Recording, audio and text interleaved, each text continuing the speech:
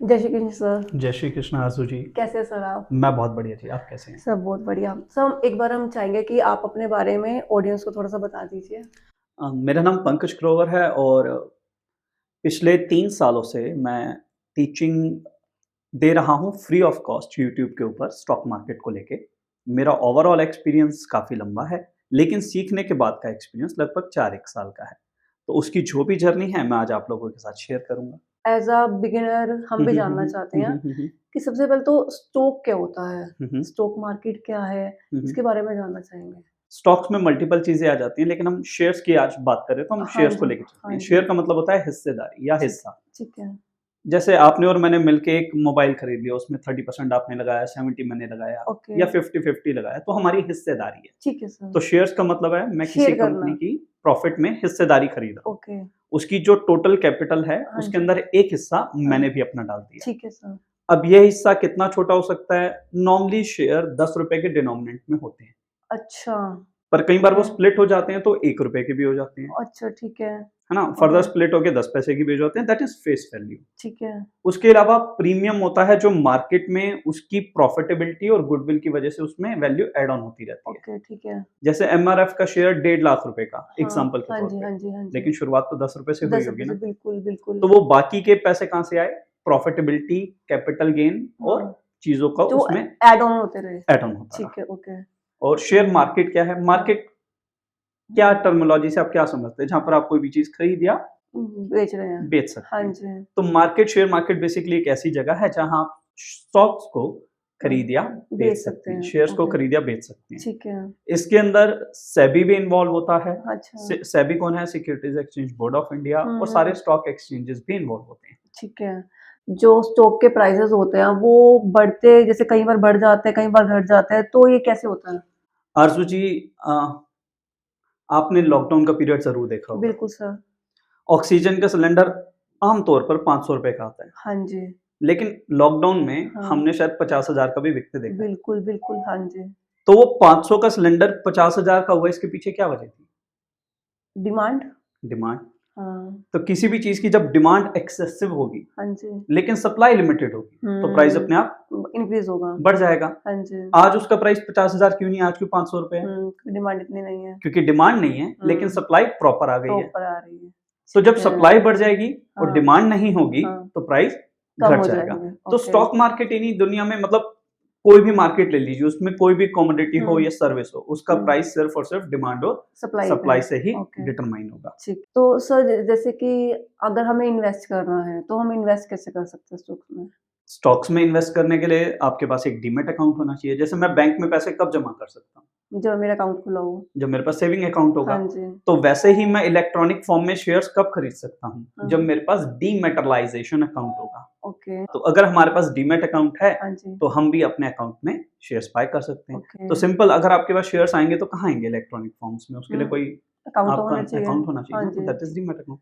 और ठीक वो है। कोई भी ब्रोकर या सब ब्रोकर आपको खोल के दे देता है। आजकल तो मोबाइल एप्लीकेशंस आ गई हैं। हुँ, 2012-13 में जब मैं फिजिकल फॉर्म में डीमैट खोलता था, हुँ, या 2015 में जब फिजिकल फॉर्म में डीमैट खोलता था, तो अगर मुझे आरज़ू का डीमैट अकाउंट खोलना है, तो हाँ। मेरे लिए वो एक टारगेट होता था, एक टास्क होता था अच्छा, रोडीज़ का। ओके। क्योंकि आपको एक उसमें 50-60 साइन करने होते थे, और अगर साइन मिसमैच किए, ओके, तो फॉर्म हो जाएगा रिजेक्ट। अच्छा, और जहाँ कहीं भी आप 60 साइन करोगे, हाँ। ऑब्वियस है पहला साइन आखिरी से मैच नहीं होता, नहीं होता, नहीं तो होता। फॉर्म किसी न किसी वजह से रिजेक्ट हो जाते थे। लेकिन अच्छा, अब ऑनलाइन से इतना, और कुछ और रीज़न्स भी होते थे, आजकल तो बड़ा ईज़ी हो गया काम। कुछ और रीज़न क्या होते थे कि कोई अपडेशन आ गई है, हाँ, ऑल ऑफ सडन, अब वो हाँ, हमारे तक पहुँचने में टाइम लगेगा। हुँ, हम उसको कस्टमर तक ले जाएँगे, साइन कराएँगे, तब तक उसमें चेंजेज़ टाइम हो लग जाएगा, हाँ, चेंजेस हो जाएँगे, हाँ है ना? जी, तो वो जब तक सबमिट होगी फाइल, ओह! समझ गए। तब तक और चेंजेज़ और चेंजेस हो हाँ, जाएँगे। हाँ, लेकिन अब क्या है, अब सब कुछ ऑनलाइन है। जो हुँ, चीज़ ऐड ऑन हुई है, आपको हुँ, सिर्फ ईमेल आईडी बनाने जितना आसान है। आई एग्री विद अच्छा, ऑल टर्म्स एंड कंडीशंस। अच्छा, ठीक ओके, है, हो गया। अब आप अपनी फोटोग्राफ क्लिक करके ओके, डालिए, पैन कार्ड डालिए, आधार कार्ड डालिए, बैंक अकाउंट से लिंक कर दीजिए, हुँ, काम हो गया। काम हो गया। लेकिन पहले इस प्रोसेस में लगते थे तकरीबन भी ना करते हुए भी 15 से 16 दिन। अच्छा, आज इस काम में लगते हैं 24 घंटे। बस एक दिन, और वो भी अपने आप कर सकते हो बिना किसी ब्रोकर के। वो भी अपने आप कर सकते हो। ब्रोकर की एप्लीकेशंस को ही यूज करके आप कर सकते हो। अच्छा। ब्रोकर की एप्लीकेशन के थ्रू ही आपको अकाउंट ओपन करना पड़ेगा। जैसे अच्छा। बैंक है, बैंक की ब्रांच में जाने के लिए आपको अकाउंट खोलने की जरूरत नहीं है। आज हम्म। आप मोबाइल पे बैठे बैठे भी कर अकाउंट सकते हैं। ओपन अप कर हाँ सकते जी। हैं। तो सहूलियतें बहुत ज्यादा बढ़ गई हैं। पहले क्या होता था, अगर मैंने कोई स्टॉक खरीदा, 2008 की आपको बात बताता हूँ, मैंने कोई स्टॉक खरीदा तो मेरे अकाउंट में वो आने में ही उसको 10, 12, 15 दिन लग जाया करते थे। अच्छा।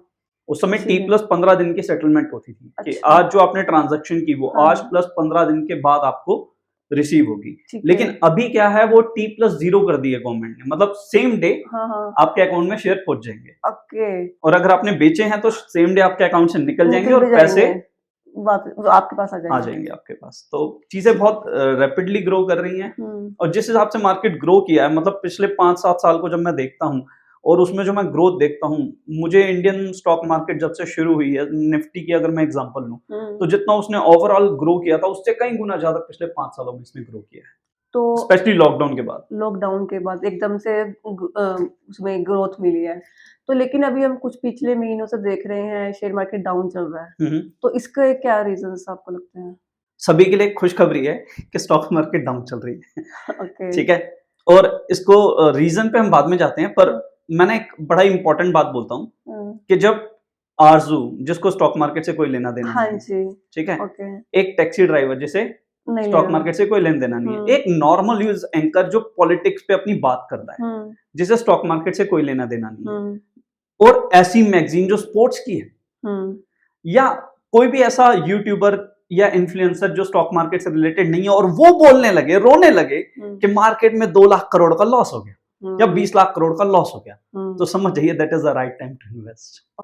अच्छा, तो ये सबसे सही समय है ये सबसे इन्वेस्ट सही सिंबल है अटेम्प्ट करने का कि आप जाएं और मार्केट में इन्वेस्ट कर लें। और जब हर एरा गैरा नत्थु थेरा स्टॉक मार्केट का ट्रेनर बन के बोले मैं सिखाऊंगा, that is the right time to exit. अच्छा, मैं आपको 2012 का एग्जांपल देता हूँ रियल एस्टेट का। 2012 में क्या हुआ, रियल एस्टेट में बहुत बूम था। ओके। जिस किसी को देखो प्रॉपर्टी डीलर बन रहा है 2011-12 में, हाँ हर कोई और अंधा कमा रहा है। हाँ जी, कमा तो रहा हर है। किसी को लगा मैं अपना सब कुछ छोड़ के किस में आ जाऊं, प्रॉपर्टी बिजनेस में। प्रॉपर्टी 2 लाख रुपए लगा एक अपार्टमेंट की बुकिंग की, 3-4-10 दिन के अंदर उसके दाम बढ़ गए, उसके 2 लाख की बुकिंग के ऊपर उसको 2 लाख रुपए मिल गए, उसने रीसेल कर दी उसकी। तो लोग इस तरीके से कमा रहे थे। कमा रहे, ठीक है। तो लोग अपने घरों से भाइयों को ले जाते थे कि चल यार साथ चल, बस तू संडे के दिन ना फॉर्म भर दियो, तुझे फॉर्म भरने के 2000 रुपए दूंगा। अच्छा। ठीक है, but that was the right time कि जब हर कोई, घर का छोटा भाई भी जिसे कुछ नहीं पता रियल एस्टेट क्या है, वो भी प्रॉपर्टी ब्रोकर बन रहा है, तो ये एग्जिट करने का सही तो एग्जिट करने का टाइम। अच्छा। उस समय जेपी ग्रीन्स जिसका शेयर प्राइस 120 रुपए होता था, आज 1 रुपए 20 पैसे है, क्योंकि उस बिल्डर ने सोचा था कि मैं 70,000 अपार्टमेंट बनाऊंगा अपने वेस्ट टाउन में, ये करूंगा वो करूंगा। आज आप जाके देखिए वेस्ट टाउन की हालत, 70,000 छोड़िए, शायद आपको 1000 फैमिलीज भी वहां मिले। ओके। वहां नोएडा के अंदर ऐसे ऐसे बिल्डर्स डेवलप हो गए जिन्होंने फ्रंट एलिवेशन तो खड़ा कर दिया कि मैं यहाँ पे 40 स्टोरी का मॉल बना रहा हूँ। 40 स्टोरी का सिर्फ फ्रंट एलिवेशन खड़ा, पीछे कुछ है ही नहीं, कुछ नहीं है। मतलब जैसे पर्दा है आगे और पीछे कुछ भी नहीं है। कुछ भी नहीं है। आपने बोला कि मैं बिल्डिंग बना रही हूँ, दरवाजा बना दिया, पीछे कुछ नहीं है, दरवाजा खोल के देख रहे हो तो कुछ है ही नहीं। तो उस तरीके के फ्रॉड, जब, क्योंकि ये सब चीजें तब होती जब पीक पे होता है, तो जब आपको सब कुछ अच्छा अच्छा दिखे ना, हरा हरा दिखे, एग्जिट कर जाओ, गड़बड़ है, एग्जिट कर जाओ। ठीक है। मार्केट नीचे क्यों आती है, मार्केट ऊपर क्यों जाती है? देखिए, मान लीजिए मैं प्रॉपर्टी डीलर हूं और मेरे पास खरीदने की असीम क्षमता है। आपकी सोसाइटी में मान लेता हूं 200 अपार्टमेंट है, हर कोई अपना अपार्टमेंट 40 लाख रुपए में बेचने को तैयार है, 40 लाख से कम कोई बेचने को तैयार नहीं है, ठीक है। मैंने सभी के अपार्टमेंट ले लिए 40 लाख के। अच्छा, ठीक है। क्या आप किसी के पास अपार्टमेंट है? नहीं, क्योंकि मैंने खरीद ली। अब नहीं है तो किस रेट पे वो बिकेगा? जिस रेट पे मैं चाहूंगा। मैंने उसे 60 लाख पे बेचना शुरू किया, कुछ लोगों ने 60 लाख पे उसे खरीद लिया, लेकिन मेरे पास तो अभी भी 1.5 लाख पे पड़े हैं, जो मैं अपनी मर्जी से बेच सकते मैं 2.5 लाख, मैं उसे मतलब 40 लाख में मैंने खरीदी, मैंने 60 लाख में बेचना चाहता हूँ, मेरी मर्जी है। और जब तक मुझे 60 लाख का बायर नहीं मिलेगा मैं उसे नहीं बेचूंगा। तो अब आप समझिए, क्या अपार्टमेंट का प्राइस 40 से बढ़ के 60 हुआ? नहीं, उसकी सप्लाई लिमिट हो गई है। अपार्टमेंट का प्राइस बढ़ने का लॉजिक क्या होता है? जैसे आप जिस अपार्टमेंट में रह रहे हैं, मैं मान लेता हूँ कि इसका प्राइस 40 लाख रुपए, या इसको राउंड फिगर करने के लिए हम 35 लाख ले लें। हाँ जी, ठीक है कि 35 लाख ले लिया और 0.35% अगर रेंट आ रहा है तो वो उसकी जेन्युइन वैल्यू। अगर आपको इस अपार्टमेंट का रेंट 10,000 रुपए आ रहा है तो ये 35 लाख रुपए होना डिजर्व करता है। ठीक है। ये 3.5 करोड़ का मैं कब मानूंगा बीइंग एन इन्वेस्टर? जब सप्लाई लिमिट हो जाएगी, जब इसका रेंटल वैल्यू 1 लाख हो जाएगा। ओके, समझ गई। मैं रिवर्स कैलकुलेशन कर रहा हूँ, मैं रेंटल से इसका प्राइस निकाल रहा हूँ। हाँ। पर एक आम इंसान क्या करता है, वो इमोशनल वैल्यू निकालता है। इमोशनल वैल्यू कैसे कि भाई तुझे पता है एक्स कंपनी का शेयर बढ़ रहा है, 4 गुना हो गया, अभी देखिए 6 गुना हो जाएगा, तो वो इस डिटर्मिनेशन में खरीद रहा है कि 4 से कितना हो जाएगा, 6 हो जाएगा। वो उसकी ना तो रिवर्स कैलकुलेशन कर रहा है, ना वो उसके अंदर कुछ समझ रहा है जाके। समझ में आ गया। तो जब 2.5 लाख, मैं वही 40 लाख वाले एग्जांपल पे वापस आता हूँ कि 40 लाख में मैंने सारे खरीद लिया, मैं 60 लाख में बेच रहा हूँ। ठीक है, अब मैं 60 लाख में बेच रहा हूँ, लेकिन खरीदने के लिए तो कोई भी है ही नहीं। हाँ। और अगर कोई खरीदेगा तो मैं खरीदूंगा, मतलब 40 लाख पे मुझे कोई बेच दे तो मैं खरीदने को तैयार हूँ। मैंने अपने सारे 60 लाख पे बेच के निकल गया। ठीक है। अब जो 60 लाख पे जिन्होंने खरीदे, जब वो बेचने जाएंगे तो क्या कोई 60 में ग्राहक मिलेगा? नहीं मिलेगा। पर मैं रेडी हूँ 50 पे आज भी खरीदने के लिए। तो अब उन्हें बेचना है तो कितने पे बेचेंगे? 50 पे। तो मार्केट में कुछ करेक्शन आएगी, बिल्कुल आएगी। तो यही हमारी हेल्दी स्टॉक मार्केट के साथ हो रहा है कि उसमें कुछ एक करेक्शन आई है। और जिस एरिया में, देखिए आपके और मेरे अपार्टमेंट खरीदने से या शेयर खरीदने से ना उसके प्राइस में फर्क नहीं आता। जो बड़ी बड़ी फोर्सेस आती हैं, वो लाखों करोड़ के ऑर्डर लगाती हैं, उससे उसके प्राइस में इन्फ्लेट या डिफ्लेट होता है। तो वो इन्फ्लेशन, जो प्राइस में इन्फ्लेट हो रहा है या डिफ्लेट हो रहा है, तो वो अपने पेंडिंग ऑर्डर क्रिएट करते हैं, जिसकी वजह से वो प्राइस बढ़ता है या कम होता है। तो अभी प्राइस कम होके उनके उसी एरिया में आ चुका है जहां पर वो भर भर के बाइंग करने वाले। ठीक है। जिसे हम लोग अपनी टेक्निकल लैंग्वेज में बोलते हैं डिमांड जोन। ठीक और है। इस समय मैक्सिमम स्टॉक्स और मैक्सिमम सेक्टर्स इंक्लूडिंग निफ्टी आपको आज की डेट में एक क्वार्टरली डिमांड जोन पर दिखेगा। अच्छा। जिसके लिए एक इन्वेस्टर सालों साल वेट करता है कि यार आ जाए तो मैं खरीदूंगा, है ना। तो अगर मैंने मान ले तो मैंने 2017-18 में वेट करना शुरू किया होता कि यार आ जाए तो मैं खरीदूंगा, तो मौका मुझे 2020 में मिला था। अब 2020 के बाद से अगर मैं वेट कर रहा हूँ कैसे किसी वैल्यूएशन पे आ जाए तो मौका आ जाए। ठीक है। आप मेरी डेट नोट कर लीजिए। मैं आप मेरे टेलीग्राम चैनल पे जाना, अपने दोस्तों के साथ सिर्फ अपनी स्टडी शेयर करता हूँ, उसके कोई पैसे नहीं, मतलब मेरी कोई भी सर्विस चार्जेबल नहीं। ओके, ठीक है। तो उसमें मैंने अपने दोस्तों को बोला कि निफ्टी इस पॉइंट पे बाय कर लो। स्टॉक, ये कुछ एक स्टॉक्स है जो मैं आपको बता रहा हूँ, ये इस मुझे अच्छे लग रहे हैं, मतलब बाय करना ना करना वो आपका अपना डिसीजन है। ठीक है, मैं इस पॉइंट पे बाय कर रहा हूँ। ओके। मैंने 1160 पे रिलायंस बाय किया और उन्हें बता दिया कि मैंने बाय कर लिया। ठीक है। 3 दिन के अंदर 1250 का हो गया। अब मुझे कैसे पता है 1160 से ही पलटेगा? That is analysis. और मार्केट में 2 तरीके के एनालिसिस होते हैं, एक होते हैं फंडामेंटल्स और दूसरे होते हैं टेक्निकल। फंडामेंटल क्या है जी? मैं हर एक कंपनी की बैलेंस शीट को समझूं, उसके कैश फ्लो को समझूं, उसकी नेटवर्किंग को समझूं, सरकारों के साथ उसकी क्या साठगांठ है, मैं उसकी ऑर्डर बुक को समझूं। बड़ा मुश्किल, बहुत मुश्किल है, उसको निकालने भी बड़े मुश्किल है। आप कितनों के नेटवर्क पता लगा लोगे? ऑब्वियसली वही ना, आपके पास कितनी सिद्धियां मैं कैसे जानूं? मैं वही हाँ जी। और दूसरा तरीका है जी, देखो और रीस करो। टेक्निकल देखो और रीस करो। आप ये देखो कि इंस्टीट्यूशनल इन्वेस्टर ने आज से पहले इतने बड़े ऑर्डर कब लगाए थे और किस प्राइस पे लगाए थे। अच्छा, ठीक है। इट कुड बी कि वो स्टॉक का प्राइस आज 23 रुपए चल रहा हो, लेकिन इंस्टीट्यूशनल इन्वेस्टर ने 6 रुपए पे लगाए थे। अब आपको लगेगा 23 का स्टॉक 6 रुपए कैसे हो जाएगा, है ना। जेपी का स्टॉक भी तो 120 से घट के 1 रुपए 20 पैसे हुआ। वेट कीजिए, वो लेवल 6 रुपए का भी आएगा। जब 6 रुपए का लेवल आए तो आप खरीदिए, फिर आप देखिए कि इसने बेचे कब थे। कुड भी उसने 18 रुपए या 20 रुपए पे आके माल हल्का करना शुरू कर दिया। That is the right time कि आप भी बेचना शुरू करो। तो आपको सिर्फ इंस्टीट्यूशनल इन्वेस्टर के फुटप्रिंट्स देखने, क्योंकि जैसे कि हम जब यूपीएससी की तैयारी करते थे तो पास्ट ईयर एग्जाम्स के क्वेश्चंस देखते थे तैयारी करने के लिए कि किस तरह के क्वेश्चंस आए हुए हैं, उस तरह से प्रिपेयर करने के लिए। वही आप बता रहे हो। सैंपल पेपर से बढ़िया तरीका कोई नहीं है, पास पेपर से बढ़िया तरीका कोई है ही नहीं हाईएस्ट मार्क्स लाने का। वैसे ही इंस्टीट्यूशनल इन्वेस्टर्स के फुटप्रिंट्स को देख के कॉपी करने से अलावा कोई अच्छा तरीका है ही नहीं। मतलब एक टॉपर ने जो किया हाँ जी, वही मैं भी कर लूं, तो बिल्कुल मेरी प्रोबेबिलिटी बढ़ बढ़ जाएगी जाएगी। टॉपर बनने हाँ की। जी, बिल्कुल इट कुड भी आपकी बार क्वेश्चन पेपर ही थोड़ा डिफरेंट आ जाए। हाँ जी, वो तो चांसेस रहते ही हैं। Sir as a middle class person मुझे अगर इन्वेस्ट करना है तो मुझे कितना इन्वेस्ट करना चाहिए? सेकंड मुझे स्मॉल कैप में इन्वेस्ट करना चाहिए, मिडल कैप में या फिर लार्ज कैप में? बहुत अच्छा क्वेश्चन है आपका। हाँ जी, आपको कितना इन्वेस्ट करना चाहिए? देखिए, मैं आपकी फाइनेंशियल पोजीशन नहीं जानता, हाँ जी, और यहाँ पर जितने भी हमारे दर्शक हमें सुन रहे हैं, हर एक की फाइनेंशियल पोजीशन दूसरे से अलग है। अलग होगी, हाँ जी, और हर एक का रिस्क एपेटाइट भी अलग होगा। जैसे मैं बोलूँ कि मैं 40 करोड़ रुपए लगा रहा हूँ, अब हो सकता है आप बोले नहीं मेरे लिए तो 40 लाख भी बहुत ज़्यादा है, या 4 लाख भी बहुत ज़्यादा है। हुँ, मैं बोलूँ जी मैंने कल ही एक 40,000 का कोर्स बाय करके उसको कंप्लीट किया है, ठीक हुँ, है? आपको लगेगा 40,000 की तो मैं कैपिटल लगाने की सोच रही हूँ, हुँ, हाउ कुड इट बी? तो हुँ, वो हर एक इंडिविजुअल का अपना अलग पर्सपेक्टिव है कि ओके, वो कितना इन्वेस्ट इन्वेस्ट करेगा। करना।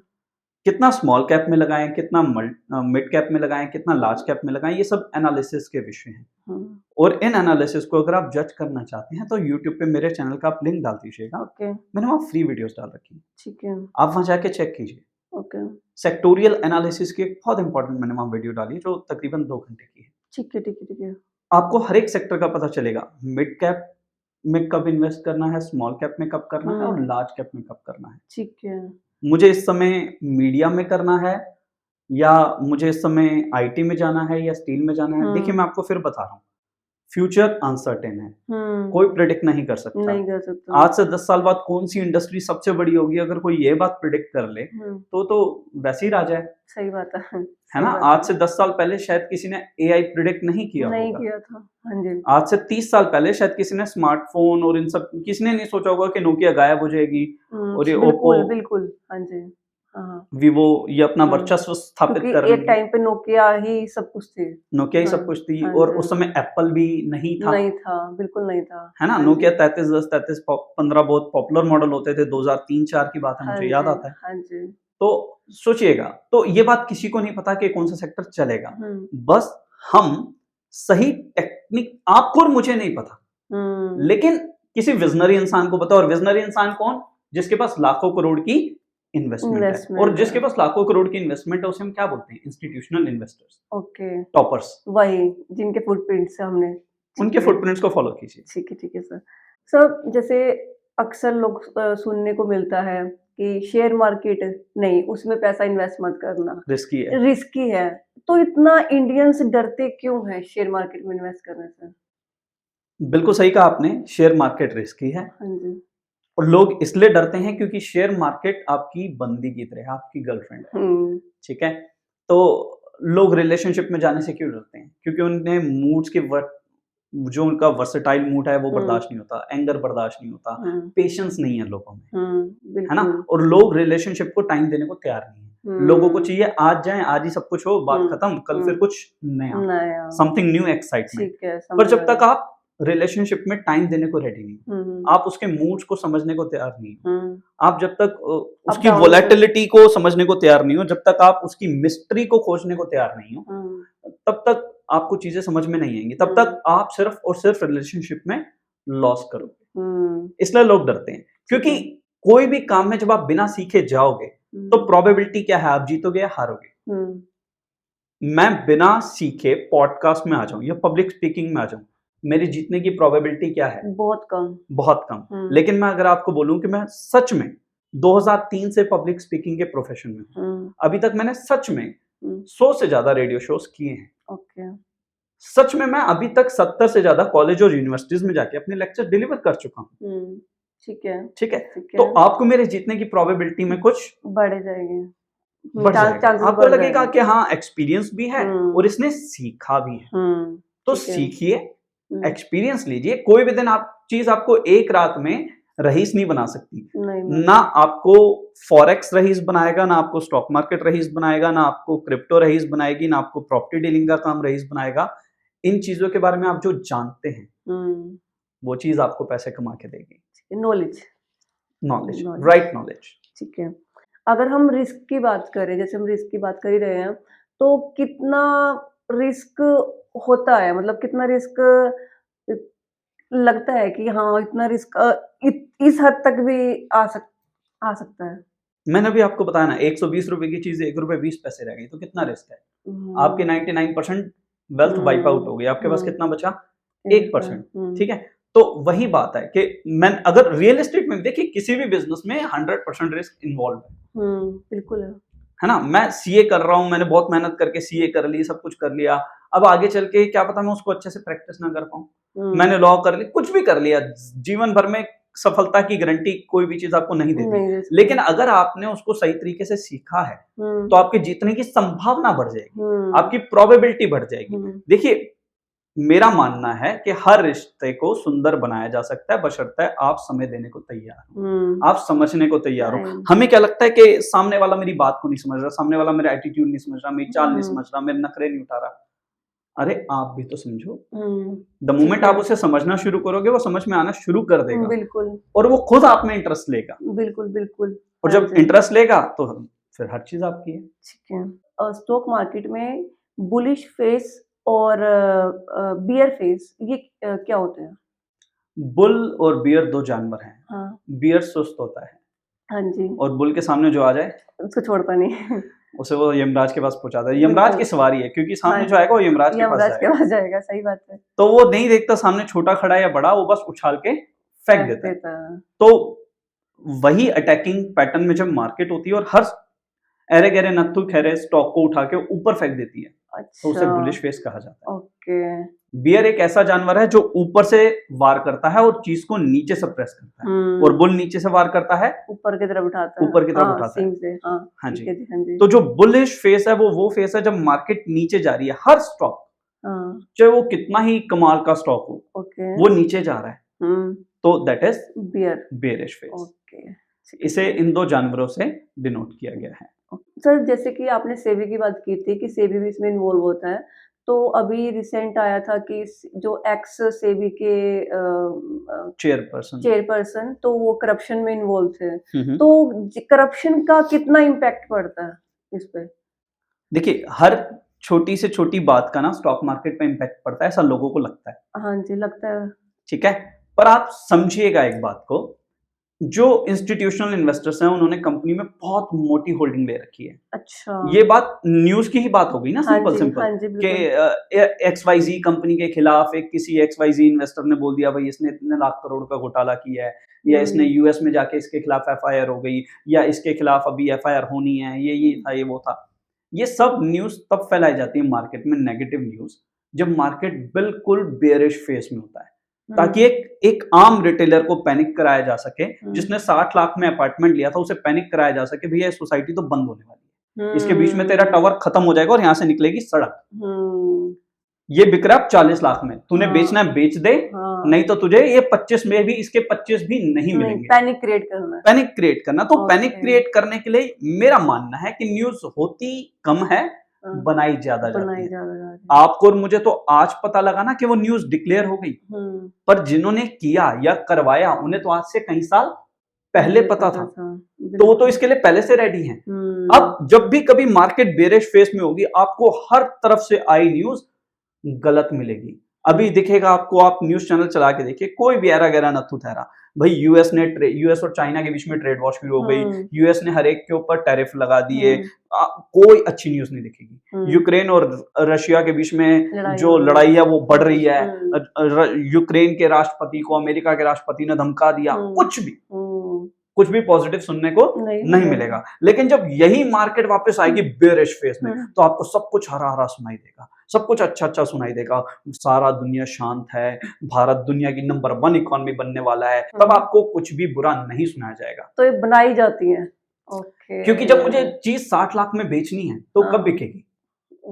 जब वो उसकी जब उसके बारे में हाइप होगी। हाँ जी, बिल्कुल। वरना 40 की चीज 60 में कौन खरीदेगा? बिल्कुल। आपके यहाँ एक कमेलिया में एक फ्लैट 100 करोड़ का बिका, उसके बाद आसपास की प्रॉपर्टी के रेट 40% बढ़ गए, तो 100 करोड़ में बिका या नहीं बिका, या उसने कोई इंटरनल ट्रांजैक्शन कर लिया, हम उस पे नहीं जा रहे।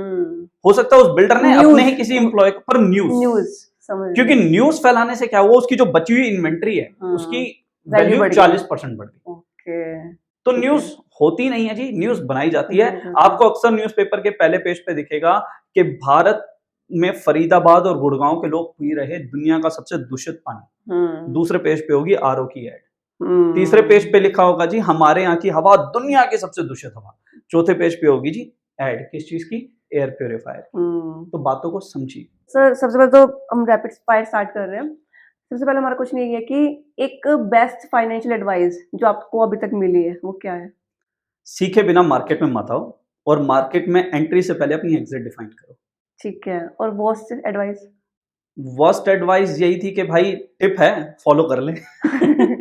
मैं बोल रहा हूँ ना, ठीक है। टेलीग्राम चैनल ज्वाइन करो और टिप आई है, फॉलो कर लो। हाँ, आप बर्बाद होना चाहते हैं, लुटना चाहते हैं, घर बार बेचना चाहते हैं, डिप्रेशन में जाना चाहते हैं, आपको लगता है कि आपकी सुसाइडल टेंडेंसी थोड़ी सी दूर है, उसे पास लाना चाहते हैं, तो आप जरूर टेलीग्राम पेजेस को फॉलो कीजिए और जहां से टिप आ रही है उसको बिना चेक किए, बिना एनालिसिस लगाए फॉलो कीजिए। फॉलो की। पक्का है बर्बादी। और बेस्ट बुक जो आपने अभी तक पढ़ी हो? मेरे को जो सबसे अच्छी किताब लगती है, मैं फाइनेंस की बात नहीं कर रहा, otherwise the power of your subconscious mind. उसके अलावा एक और बुक है, how to win friends and influence people. इन दो बुक्स ने मुझे बहुत हेल्प की to understand what is public speaking, to understand कि हमारा दिमाग ही कैसे काम करता है, वही हमें कैसे धोखा दे रहा है। ठीक है, तो ठीक है। तो आपको मैं 2 ऑप्शंस दूँगी, इसमें से आपको एक चूज़ करना होगा। डन। लग्ज़री लाइफ़स्टाइल और फाइनेंशियल सिक्योरिटी। देखिए, फाइनेंशियल सिक्योरिटी होगी तो ही इंसान लग्जरी लाइफ जी सकता है, और लग्जरी लाइफ बिना फाइनेंशियल सिक्योरिटी के कैसे आएगी? ठीक है। और गोल्ड और FD. Gold is far better than FD, लेकिन सही वैल्यूएशन बहुत इंपॉर्टेंट है। ठीक है। इस समय गोल्ड बहुत ओवर वैल्यूड चल रहा है, तो इस समय तो गोल्ड से मैं थोड़ा सा दूर रहूंगा, पर हाँ, सही वैल्यूएशन आएगी तो मैं गोल्ड को ही प्रेफर करूंगा ओवर एफडी। ठीक है। म्यूचुअल फंड्स और एफडी। म्यूचुअल फंड्स और एफडीज में से अगर मुझे चूज करना हो, तो अगेन ये मेरे रिस्क एपेटाइट पे डिपेंड करता है। अगर मैं एक बुजुर्ग हूँ और मुझे पेंशन की बेहद सख्त जरूरत है, तो हो सकता है मैं म्यूचुअल फंड्स में ही इनकम वाले, फिक्स्ड इनकम वाले प्लान लूं। और ठीक है, समझ में आ गया। जैसे एफडी है कि मुझे फिक्स अमाउंट ऑफ इंटरेस्ट कुछ ना कुछ मिलता रहे। और अगर मैं थोड़ा सा अग्रेसिव हूँ, मेरी एज छोटी है और मेरे पास अभी बहुत वक्त है, रिस्क ले सकता हूँ। रिस्क एपेटाइट है मेरा, हाँ। तो मैं चूज करूंगा म्यूचुअल फंड। Mutual fund. ठीक है। गोल्ड और स्टॉक्स। गोल्ड और स्टॉक्स में से एनी टाइम, देखिए, जब कभी गोल्ड के भाव आपको आसमान पे नजर आए तो स्टॉक्स आपको नीचे नजर आएंगे, और जब कभी स्टॉक मार्केट ऊपर जाएगी तो आपको गोल्ड नीचे नजर आएगा। दोनों एक दूसरे के ऑपोजिट हैं। तो मेरे को लगता है कि जब आप स्टॉक से निकल रहे हैं तो उस समय आपके पास गोल्ड में इन्वेस्ट करने का राइट टाइम है। अच्छा। और जब आप गोल्ड से निकल रहे हैं तो उस समय स्टॉक्स में इन्वेस्ट करने का। तो अभी देखिए, गोल्ड पीक पे है, हाँ जी, स्टॉक बॉटम पे है। हाँ। एक और कोरिलेशन, ठीक है। क्या आप गोल्ड से निकल के स्टॉक्स में एंटर कर सकते हैं। ठीक है। अडानी स्टॉक्स या फिर अंबानी? अदानी जी के स्टॉक्स, अंबानी जी के स्टॉक्स, बहुत अच्छा क्वेश्चन है। अदानी जी के स्टॉक्स मुझे लगता है बहुत सारे न्यूज बेस्ड हैं, न्यूज ड्रिवन ज्यादा हैं, और अनडाउटेडली देखिए, दोनों में से किसके स्टॉक एट प्रेजेंट जो मुझे राइट वैल्यूएशन नजर आती है वो रिलायंस की नजर आती है, जियो फाइनेंस की नजर आती है। मैं किसी को कोई एडवाइस नहीं दे रहा, आप अपने एनालिसिस खुद कीजिए, स्वतंत्र है। और मैं कोई सेबी रजिस्टर्ड ब्रोकर नहीं हूँ, एनालिस्ट नहीं हूँ, सिर्फ एक फाइनेंस के ऊपर अपनी इंफॉर्मेशन जो है वो आप लोगों के साथ शेयर कर रहा हूँ। आप लोगों को लगता है नहीं भाई अदानी के अच्छे हैं, गो अहेड। इस टाइम पे राइट वैल्यूएशन जो मुझे लगता है मिल रही है वो जियो फाइनेंस की और रिलायंस की मिल रही है, अंबानी की। ओके, तो अब हम दोबारा से अपने थर्ड फेज की तरफ चलते हैं। यहाँ पे हम आपसे एसआईपी के बारे में जानना चाहेंगे। एसआईपी बेसिक से जानना चाहेंगे कि एसआईपी होता क्या है और क्यों लोग एसआईपी की तरफ ज्यादा जा रहे हैं। एसआईपी का मतलब है सिस्टमैटिक इन्वेस्टमेंट प्लान। मुझे अगर कुछ समझ नहीं आ रहा कि मेरे लिए कौन सी लड़की अच्छी है, कौन सी नहीं है, और मैं आज तक लव मैरिज भी नहीं कर पाया, ना किसी को पटा पाया, तो मैं क्या करूंगा? मैं सबको प्रपोज ही कर सकता हूँ। जिसने हाँ कर दी, रैंडमली कहीं ना कहीं कोई ना कोई तो पटी जाएगी ना। ताश के 52 पत्तों में भी 4 इक्के तो होते ही हैं। तो लोग वही रैंडमनेस पे खेल रहे हैं कि हमें नहीं पता मार्केट का पीक कौन सा है, बॉटम कौन सा है, मिड क्या है, एवरेज क्या है, ये क्या है, वो क्या, मुझे कुछ भी नहीं पता। तो मैं क्या कर रहा हूँ, एक कंपनी जो ऑलरेडी इन सब में इन्वेस्ट कर रही है, मैं मार्केट में हर एक लेवल पे जाके इन्वेस्ट कर रहा हूँ और हर महीने इन्वेस्ट कर रहा हूँ, क्योंकि overall economy as a whole grow करनी है। बिल्कुल ठीक है जी। तो मैं इकोनॉमी में पैसा लगा रहा हूँ, तो इसलिए लोग सिप की तरफ ज्यादा जाते हैं, उन्हें लगता है इजी ऑप्शन है, डेटिंग कर लेते हैं। सही बात है। हाँ जी, तो वो इजी लगता है इसलिए लोग सिप पे चल जाते हैं, क्योंकि कोई भी समझ के एनालिसिस करके शादी की तरफ जाने के लिए आज की डेट में इंटरेस्टेड नहीं समझ गई जी। ठीक है, तो ये सही है, इज इट गुड और बैड? हर चीज के अपने बेनिफिट्स है, अपने नुकसान है। क्या शादी सही है, बैड है? आप 100 लोगों से जाके पूछो तो किसी के लिए सही है, किसी के लिए सही है, किसी के लिए नहीं है, लेकिन ज्यादातर लोग कहेंगे नहीं है। अगर आप इंडिविजुअली पूछेंगे, कपल को हाँ। साथ बिठा के पूछेंगे तो पति बेचारा या पत्नी प्रेशर में हाँ बोल सकती है। बिल्कुल, एक तो दूसरे वैसे बैठे ही हुए हैं। स्टॉक मार्केट है, स्टॉक मार्केट में हमने देखा है कि कुछ एक जो सोशल मीडिया पे इन्फ्लुएंसर हैं, जिनको फाइनेंशियल इन्फ्लुएंसर भी कहा जाता है, उनमें से बहुत सारों के साथ दिक्कत क्या है भाई, उन्होंने ट्रेनिंग देके और अपने टिप्स देके ज़्यादा पैसे कमाए हैं, हुँ, एज़ कंपेयर टू खुद ट्रेडिंग करके। बिल्कुल, बिल्कुल, बिल्कुल। तो वही बात है जी कि आप ठीक है। क्या समझते हो? फ्यूचर की बात करें stock market Indian stock market के, तो इंडियन स्टॉक मार्केट का फ्यूचर आप कैसे देखते हो? ओके, आरज़ू जी, क्या जो लाइफ़स्टाइल आपके दादाजी ने जिया वही आप जी रहे हैं? बिल्कुल नहीं। अच्छा जी रहे हैं या बुरा जी रहे हैं? जो अगर हम चीज़ों की बात करें, रिसोर्सेज़ की बात करें, तो रिसोर्सेज़ उस टाइम के मुताबिक अभी बेटर है। अभी बेटर हैं। हाँ लेकिन मैं जी, अगर बोलूँ, आरज़ू अयोध्या के राजा दशरथ से क्या दशरथ ज़्यादा जी। रईस हैं? नहीं, बिल्कुल भी नहीं। मैं किसी भी पुराने राजा से ज़्यादा रईस हैं, नहीं, लेकिन आप किसी भी पुराने राजा के कंपैरेटिवली आज एक अच्छा लाइफ़स्टाइल जी रहे हैं। हाँ उनके जी, पास एयर कंडीशनर की ऑप्शन हाँ बिल्कुल भी जी, नहीं थी। नहीं थे। उनके पास कैमरे नहीं थे। हाँ जी, उनके पास ये ऑप्शन नहीं थी कि वो यहाँ से बैठे हैं और फ्लाइट में 12-14 घंटे के अंदर कनाडा पहुँच वही जाएँ। रिसोर्सेज़ हाँ जी, रिसोर्सेज़ नहीं हाँ थे। जी, तो रिसोर्सेज़ हमेशा आने वाले दिन के साथ आज जो एक लग रहा है लग्ज़री है, हाँ जी। वो आने वाले टाइम में नेसेसिटी बन जाएगी। बिल्कुल, बिल्कुल।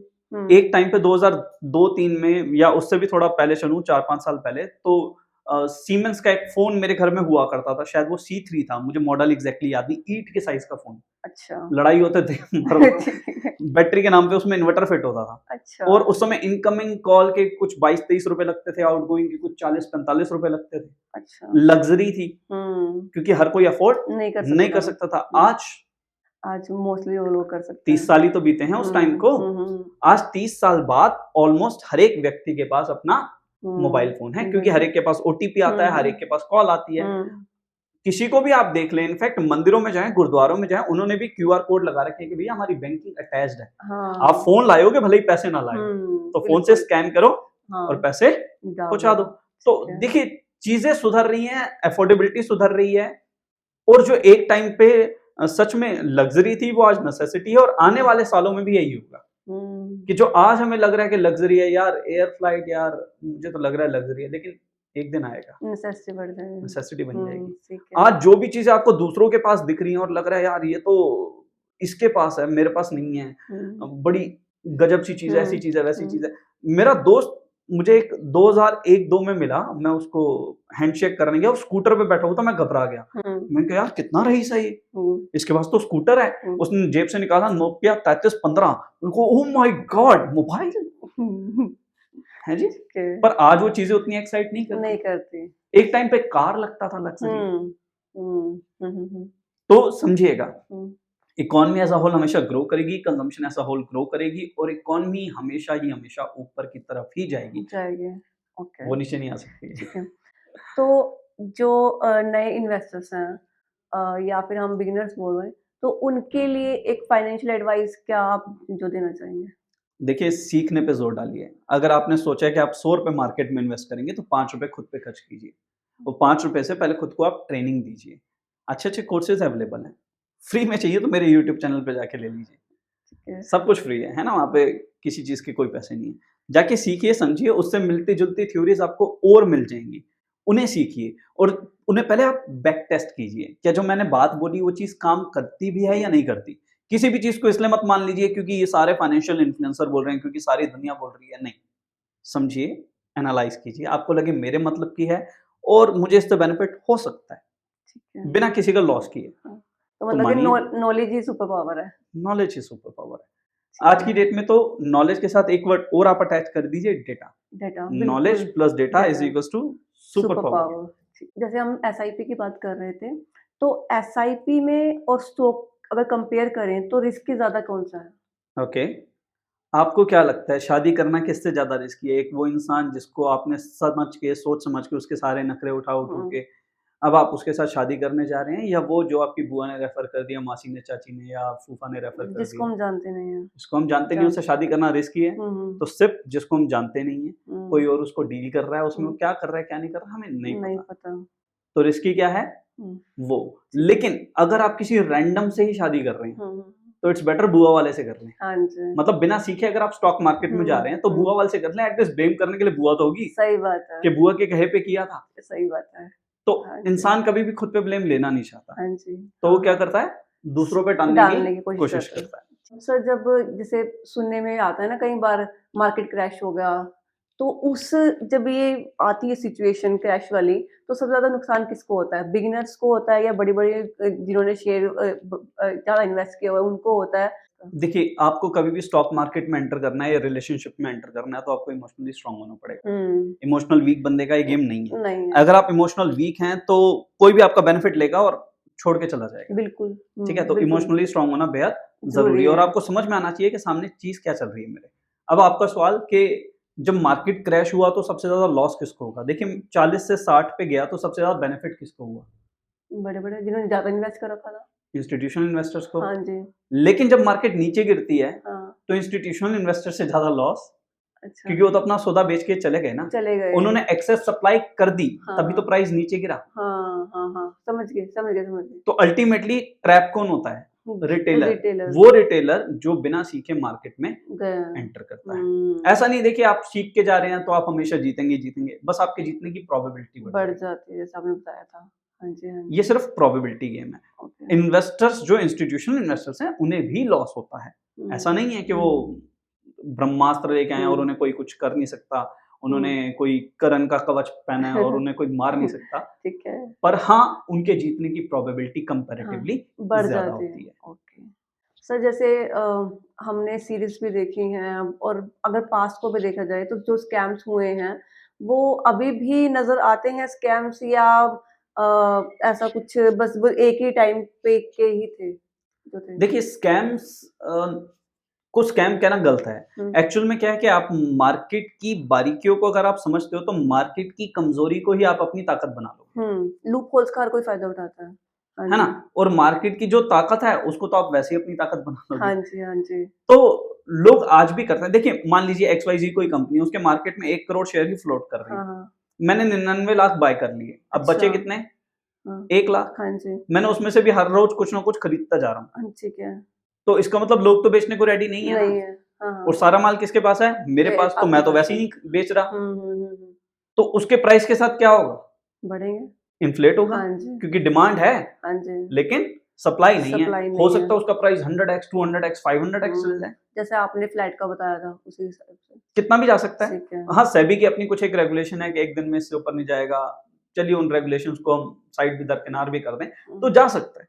हाँ। तो वो चीज़ आपको समझनी पड़ेगी अगेन। हुँ। आप अगर यूँ ही रैंडमली मार्केट में आ रहे हैं, तो आपके साथ स्कैम हो सकता है ना? सीख के आ रहे हैं, तो आप इंस्टीट्यूशनल इन्वेस्टर के फुटप्रिंट को फॉलो कर रहे हैं, जिसने ऑलरेडी मार्केट की उस कमियों को समझ के उसको एक्सेप्ट किया है और अपनी स्ट्रेंथ बनाया है। ठीक है। जैसे आप मुझे धक्का मार रहे हैं और मान लीजिए मेरा शरीर दुरुस्त नहीं है, तो मैं क्या कर सकता हूँ? मैं आपको साथ खींच लूँगा। बिल्कुल। और अगर आप मुझे खींच रहे हैं, तो मैं आपके ऊपर हाँ, पुश करोगे। पुश कर दूँगा, क्योंकि आपकी वीकनेस को ही मैंने आप अपनी स्ट्रेंथ स्ट्रेंथ बना बना लिया। लिया। तो यही करना है आपको। स्कैम तो क्या ही होते हैं। सर जैसे अगर हम इंडियन स्टॉक मार्केट की बात करें, ये जनरली देखा जाता है कि बाहर में अगर हम दूसरी कंट्रीज़ की बात करें, दूसरी कंट्रीज़ में कुछ हलचल होती है। जैसे ट्रम्प इलेक्ट हुए या ट्रम्प और यूक्रेन के प्राइम मिनिस्टर के बीच में कुछ बहस हुई। तो इन सब चीज़ों का इंडियन स्टॉक मार्केट पे फ़र्क नज़र आता है। तो इसके क्या रीज़न होते हैं? कैसे नज़र आते हैं? कुछ लोग मानते हैं कि नज़र आता है, मुझे ऐसा नहीं लगता। ओके। जिस दिन ट्रम्प साहब जीते, उस दिन यूएस की मार्केट 1000 पॉइंट ऊपर थी। हुँ। इंडियन मार्केट ने रिएक्ट ही नहीं किया। अच्छा। ठीक है? ठीक है। इंडियन मार्केट ने रिएक्ट ही नहीं किया और मैंने लोगों को बोला था कि इस पॉइंट तक नीचे जा रही है अभी, संभल लो। हाँ, हाँ, हाँ, हाँ, हाँ, हाँ। तो इंडियन मार्केट ने ज़रूरी नहीं है कि इंटरनेशनल मार्केट के हिसाब से काम करे, पर हाँ, इकोनॉमी आप समझिए, इकोनॉमी क्या है?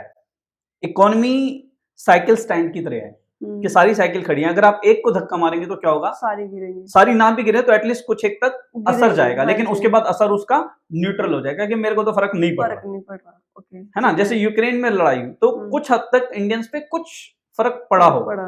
लेकिन पूरे इंडिया पे फ़र्क पड़ जाएगा? शायद ऐसा नहीं है, नहीं पॉसिबल है। नहीं है। तो इंडियन मार्केट उस चीज़ से कितना इम्पैक्ट हो रही है, वो हुँ, इंडिया को कितना इम्पैक्ट कर रहा है, वो उस बात पे डिपेंड करेगा कि फैक्टर देखिए हर जगह चेंज हो रहे हैं।